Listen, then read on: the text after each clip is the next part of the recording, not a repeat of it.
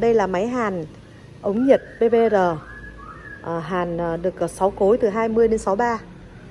Hôm nay mình làm video này để có thể phân biệt cho các bạn biết được rằng là cái công năng cũng như là cái giá thành của hai cái loại máy này.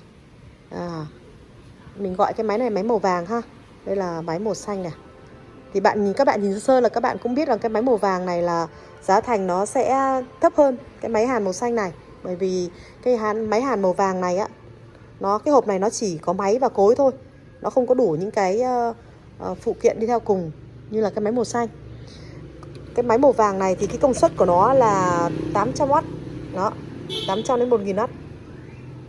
Đó. Nó có điều chỉnh nhiệt độ. Khi mà đủ nhiệt độ rồi nó sẽ chuyển thành cái đèn màu xanh. Đó. Nó có trên bàn máy thì nó có hai cái lỗ để cắm cái cối hàn được hai cái cối hàn một lúc. Cái máy màu xanh này thì cái công suất của nó là 1500W. Đây là 1500W đây. Là đảm bảo cho các bạn là ra nhiệt rất là tốt để khi trong quá trình hàn. Bàn máy này là có 3 cái lỗ để cắm cối hàn một lúc. Nhưng bạn để ý là cái mặt máy hàn này nó rất là bóng, nó sẽ có độ chống dính rất là tốt. Còn cái mặt máy hàn này nó hơi lì một chút thì cái độ chống dính nó kém hơn. Cái 6 cái cối này thì đều là cối hàn đều chống dính cả, dày dặn hơn là cái cối ở bên này. Đó.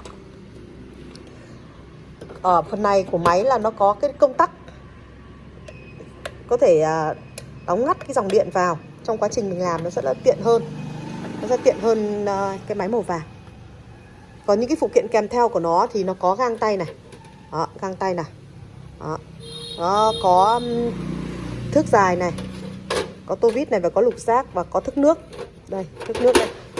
Đặc biệt có một cái là nó có hai cái kéo đi kèm theo máy. Hai cái kéo đi kèm theo máy.